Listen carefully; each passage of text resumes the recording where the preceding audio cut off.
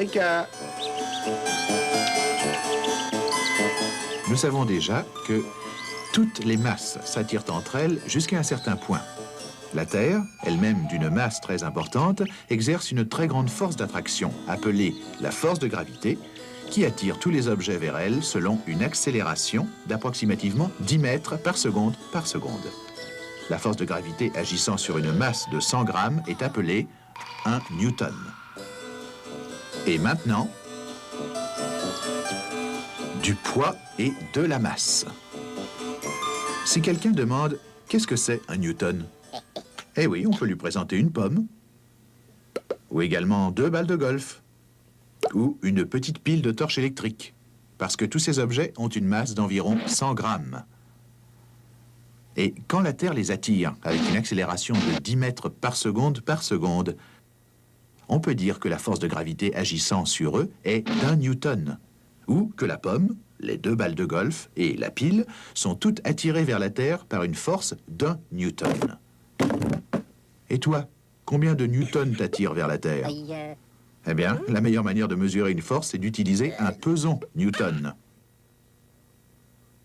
Si on y accroche une pomme, on va tout de suite voir que la Terre attire cette pomme vers le bas avec une force d'1 newton.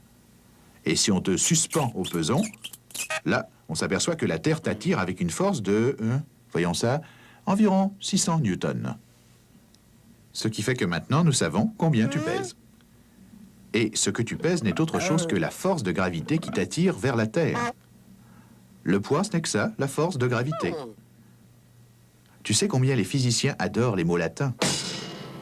Alors, gravité vient de gravitas, qui est simplement le mot latin pour poids.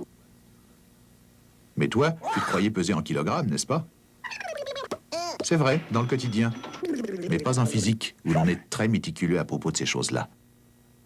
En physique, les kilogrammes mesurent ta masse sur une balance. Mais ton poids est toujours mesuré en newtons sur un peson.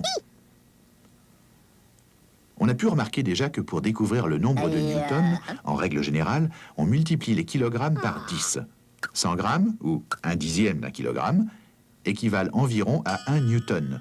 Et 60 kg équivalent environ à 600 newtons. Mais si 1 kg est équivalent à 10 newtons, pourquoi se casser la tête à établir une distinction entre une masse de 60 kg et un poids de 600 newtons si les deux reviennent au même? Pour trouver la réponse, allons faire un tour sur la Lune. T'as pas l'impression de peser autant ici, n'est-ce pas? Voyons combien de newtons t'attirent vers la Lune. Seulement 100. Pourquoi donc? Parce que la Lune est beaucoup plus petite que la Terre, et par conséquent, elle a beaucoup moins de masse. Alors, sa force de gravité est aussi beaucoup plus petite, seulement 1/6 de celle de la Terre, en fait. Voilà pourquoi ton poids sur la Lune est seulement d'1/6 de ton poids sur la Terre. Et ta masse, maintenant? Sur Terre, elle était de 60 kg. De combien serait-elle sur la Lune? 60 kg. Exactement la même, bien sûr.